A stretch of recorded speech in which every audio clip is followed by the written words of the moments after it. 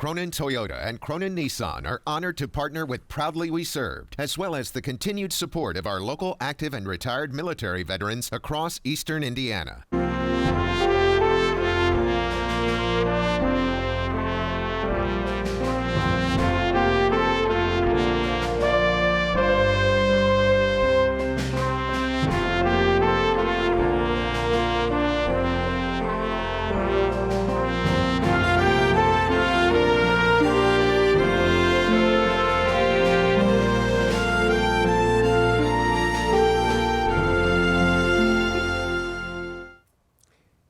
I'm Al Bledsoe, VFW Post 1108.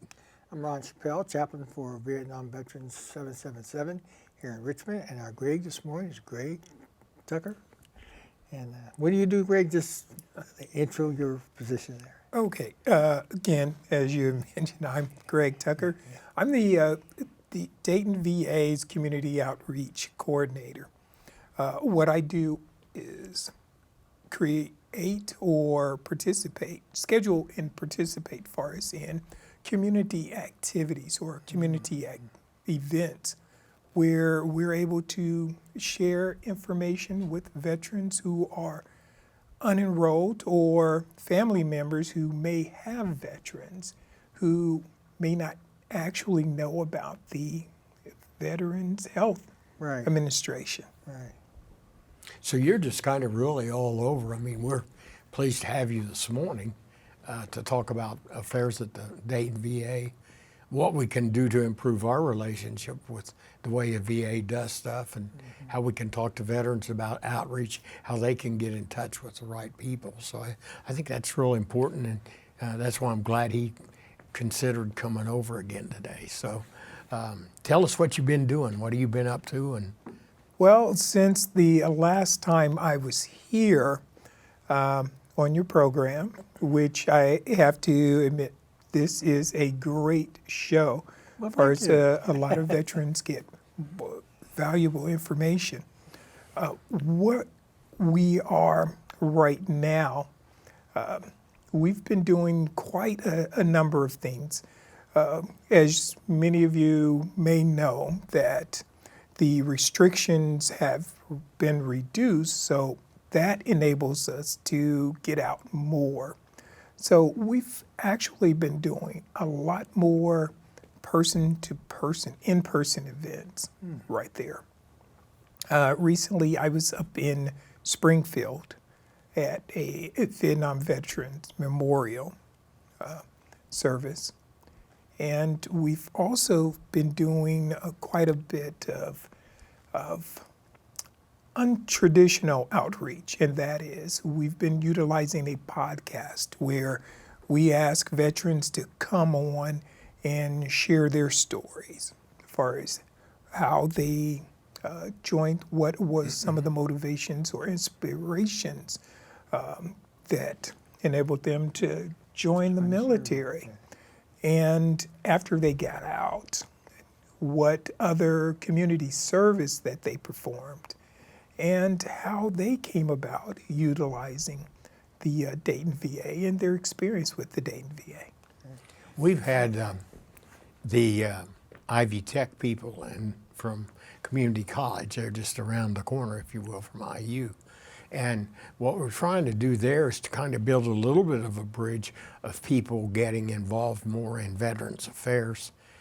So we had an outreach a couple weeks ago, I think it was a couple weeks ago at Ivy Tech. It was Vietnam Veterans Day, which would be the 29th of March. We had an event there. And they're really trying to push getting people to come to Ivy Tech, but also getting involved in military affairs after they get out of the service.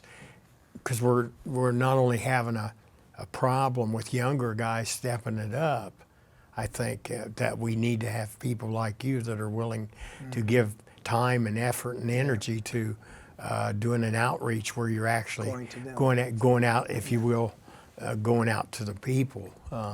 I've always thought if we can't get them to come here, go to them. But I don't know what the secret to that is. I've tried thinking about different things, and and you're one of them that can really be a big outreach, I think. A big, I want to say that, a big help. Inspiration, help. Yeah, inspiration to young veterans that, look, you can do this if you just want to get involved a little bit at a time, and then as you grow in what you're doing with your job or whatever, maybe you can give a little bit more time. Well, I think the good thing is Greg, he impresses me to be kind of an out-of-the-box guy, and so he'll go where he needs to go, where he feels it's necessary for him to go to get the job done. Yes. Yeah.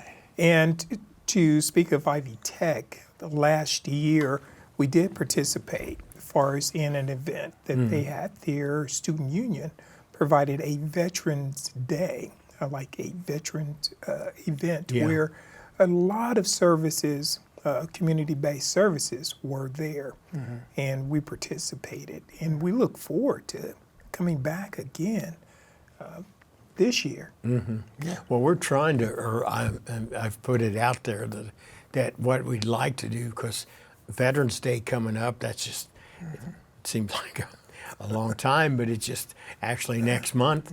And so we're going to try to combine and have Ivy Tech join the veterans community at Earlham College and then at Veterans Park itself.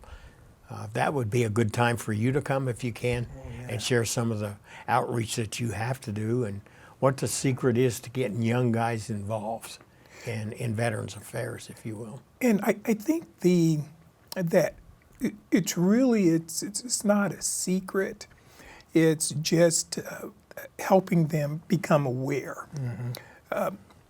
Because I kind of regress back to when I was coming out of the service myself.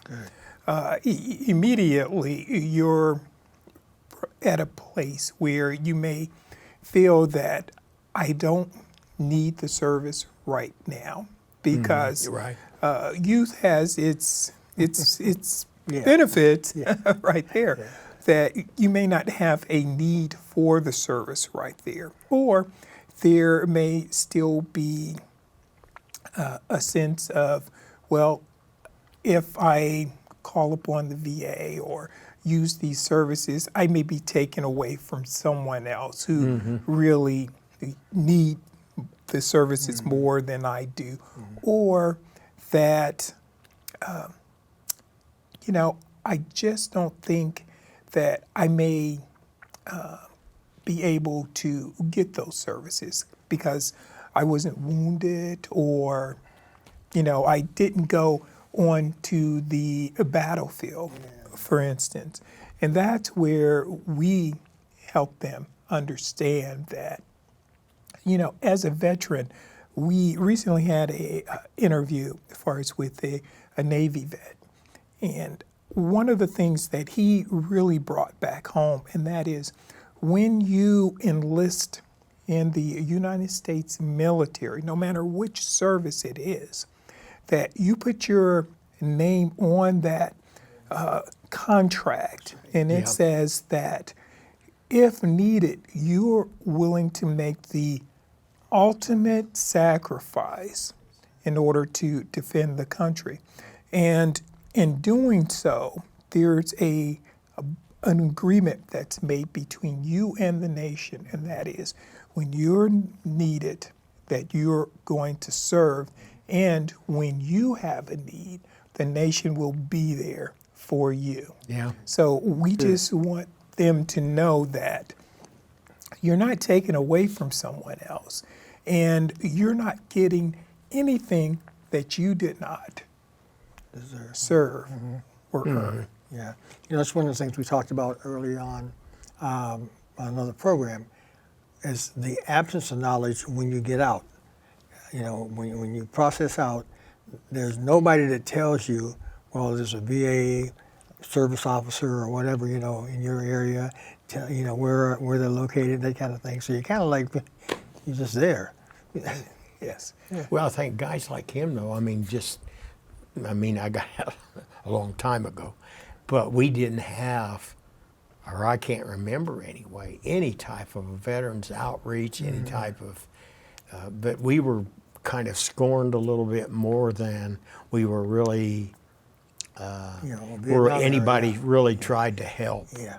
And I think that was part of the problem. That's why guys in the Vietnam era, at least, formed a wall there that, I'm not going to do it unless I have to. Right. And now most of us are really involved in different veterans aspects and stuff like what you do. And because that's a good outreach. Anytime you can get young guys to come to an outreach, that's a really good thought. I mean, that's a good thing to do, I think. I mean, it's just hard to do. I mean, it's... Yes. That's why you got to have out of the box thinkers. Yeah. And what we always encourage them to look at also, and that is, don't wait until you have a dire need to use it, because then it's that haste right there. And we know when you're in a rush, a lot of times that things are overlooked right there, and it adds more anxiety. So we ask that you go ahead and immediately start the process right there. Yeah. Well, I think the VA as a company or whatever, they've done a good job of getting that information out there. It's whether we take advantage of the information, because I know in myself that there's an outreach there for anything that you need. They seem to try to help. I think that everybody in the system, whether they're the chief executive officer or whether they're somebody that opens the door for people when they come in, we all need to be aware of the fact everybody needs help, no matter who you are or what you are. That's what's so important, that we reach out to people like that, I think, and we try to form a friendship as much as getting them to participate like Greg does. I mean, that's what he does, is going around talking to veterans about coming around and health care, get in the health care system. The thing with the PACT Act, and we're not going to get into that too much, but that's one of the best things We can say what it's about, right? Yeah. Oh, Yeah. yes. PACT Act, Yeah. So if you want to just talk about that just for a minute of what it is, and then we'll leave it there. Well, I'll go ahead and give an overview of what Good. the PACT Act Right. is. Good. And last year, it's a new law that came into existence, and that's where it looks at presumptive conditions, environmental presumptive conditions. And that's where the PACT Act comes from. Now, it's outside of my wheelhouse, so I'm not the subject matter expert. So I'm not going to go deeper into that. But some of the things that we are doing, and that is the VA is doing webinars. There's also additional information. So if you're looking for additional information, you can go to our website, which is DaytonVA.gov, or you can go to the va.gov, or you can go to www.pact.gov and find out more information about the PACT Act. Sure. Well, I think it's caused a lot of people to come to the line on that. I mean, I'm a Vietnam guy. Yes. And so when they started talking about the new presumptives, actually the doctor called me and told me that he said, you need to sign up for that because that fits your profile pretty good. And it did. So, and now they're going to take a look at the other three things I have going on that were presumptive. So, and that happened 52 years ago. Okay, for the purpose of clarification, my wife, excuse me dear if you see this, she used to get on me about using terminology that people weren't familiar with. So I'm thinking presumptive disorders. Now we know what it is, but maybe we need to explain to the folks out there what that means. Okay, with presumptive disorders, that would be conditions that are derived for exposures to, say, certain environmental exposures right there. Right. So to sum it up, that is, you may have been in an area where you were exposed to something that caused a condition within you. Again, I'm not the PACT Act expert, Right. but my suggestion to anyone that if you're in doubt, go to www.pact.gov. Yeah. That's www.pact.gov and find out more information. Yeah. Again, we will have our subject matter experts come out, and we'll be doing more events where we'll have those individuals come out and they'll be able to explain more. They'll do a way better job Right. than I am right at this particular point, because they are the experts in that field right there. So a lot of the, or maybe much of the expenses you're incurring for medical problems and that you're having, it may well be covered through the PACT Act. Possibly.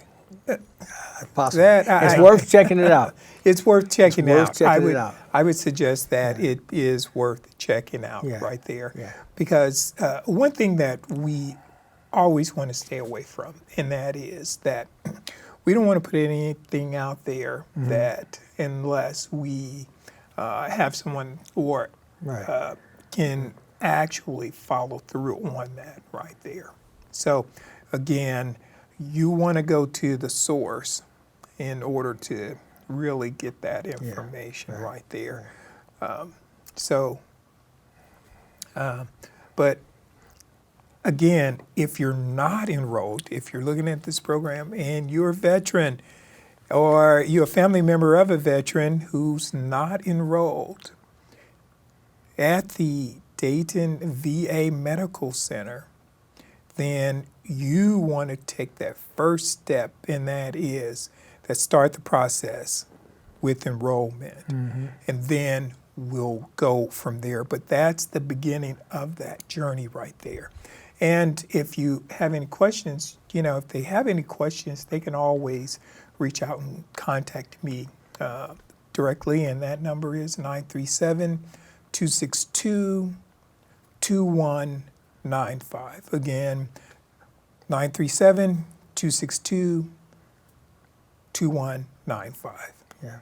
So that you can at least direct them. If they have a question or something, they can at least call you. Yes. And you can direct them to the right specialist or whatever that's going to be handling that stuff. So Yes, that's sir. interesting. Yeah. Yes, sir. I tell you, that card, our VA card, has been so beneficial to me, because I've had to maybe I had some pain or whatever, and I went to a hospital, maybe in Kentucky or whatever, and they asked you, well, what's your insurance? I said, well, I'm a veteran. Can I see your card? Sure. And go with it. Yeah. So. Yeah, I think everybody should have that little medical card. I think maybe that's part of what we ought to bring up too. That if you join the VA Medical Center, you're going to have an ID. We started 3 months ago on the food pantry, which I was against it actually in the beginning, to card everybody.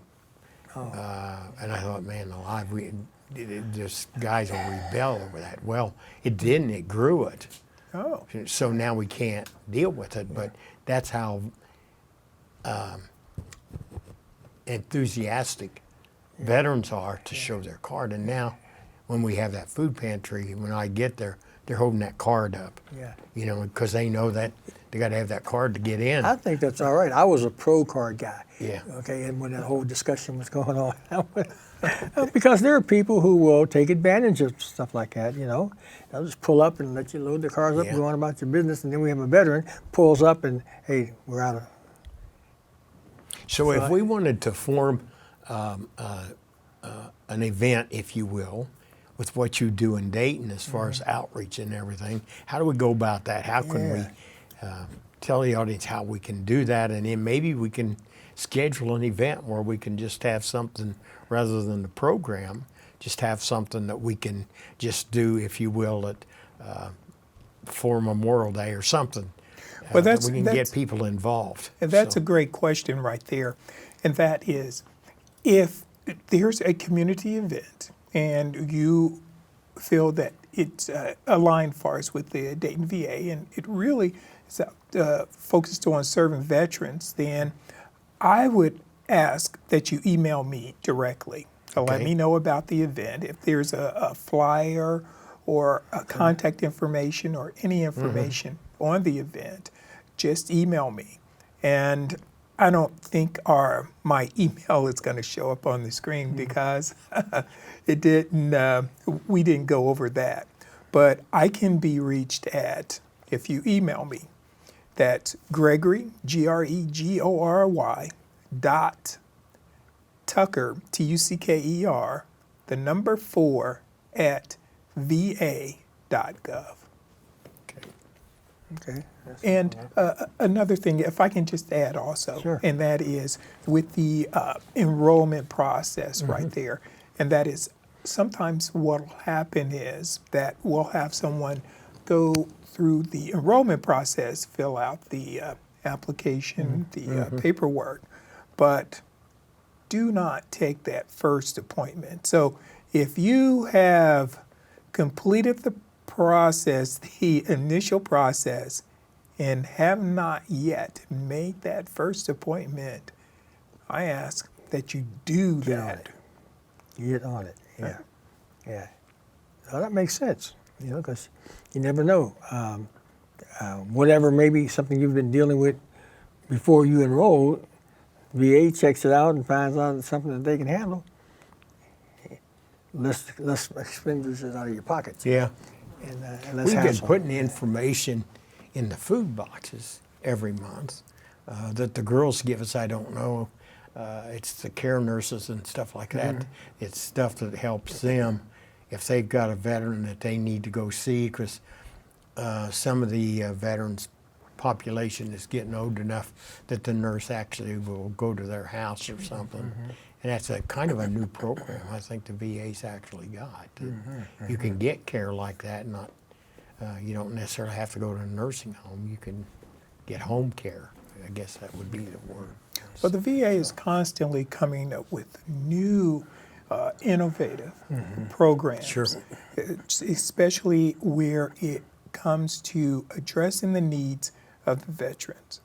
So, again, the process all begins, and that's where I can't emphasize enough. Yeah. The process really begins with the enrollment process. So, in order to take advantage of all of these benefits that you, as a veteran, earned, you have to start with the process, Yes. and that is the enrollment. Sure. Right, right.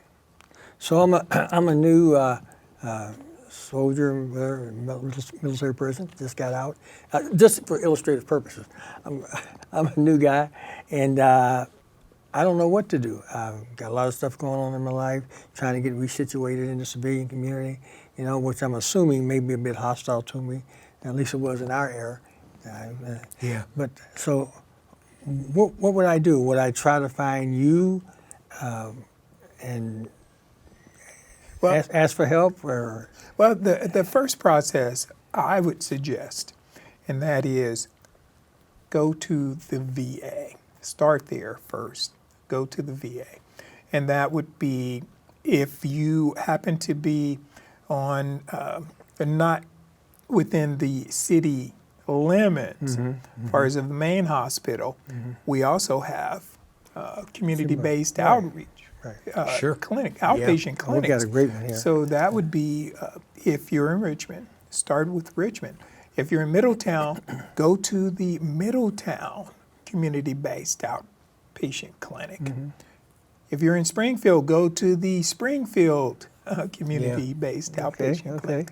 So always start far as where you're at first. Right. Go there, and you can go and start the enrollment process. Yeah. Now, if you're doing claims, then you also want to stay in touch with your veteran service officers that's within your county, Sure. because they would be able to assist you as far as with that paperwork. as well.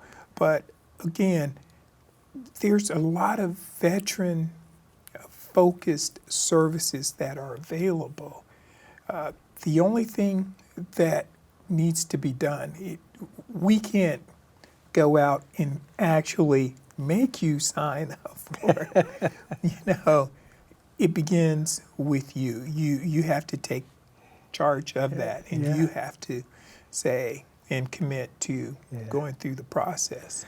Well, I don't know if you can't make them because I recall when I signed that contract, it didn't have an expiration date.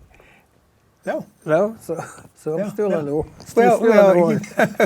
But it's still free, and that is that we encourage everyone go ahead and take advantage of those, or really utilize the services that you earn. So you're suggesting that first they should maybe contact the CBOC, which I think was a great outreach project from VA to establish those clinics. And that was awesome. Well, we have one of the best clinics. We got to have one of the best good one. clinics in Indiana and this side of Ohio with the amount of people they service.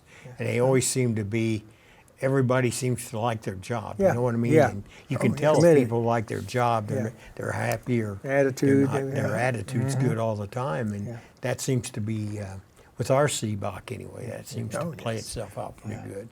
So any other suggestions, Greg? We got about a minute left. What would you offer, suggest, or whatever? Well, if you're doing an event, again, reach out to us. You have my email address. If you missed it the first time, it's gregory.tucker4@va.gov, and it's on the screen right now. So reach out to me. Again, I ask if you can provide a flyer and some information about the event, date of the event. That way we can look at participating. Okay. The next thing is, if you don't know about your eligibility or your enrollment status, please reach out to us so that way we can help you. All right. And you can do that by, again, you can go to the Dayton VA.gov or the VA.gov in order to find out more information about the PACT Act. But in order to find out your enrollment status, then you can call me directly, and that number is 937-262-2195. I look forward to hearing from you and answering any questions you may have. Out of the box. We got to go. Okay. Thank you for having me, Thank you, folks. Greg. We appreciate you coming. See you next time. Yeah. Thanks, Greg, for coming. Yeah. And thanks for watching Proudly We Serve, folks.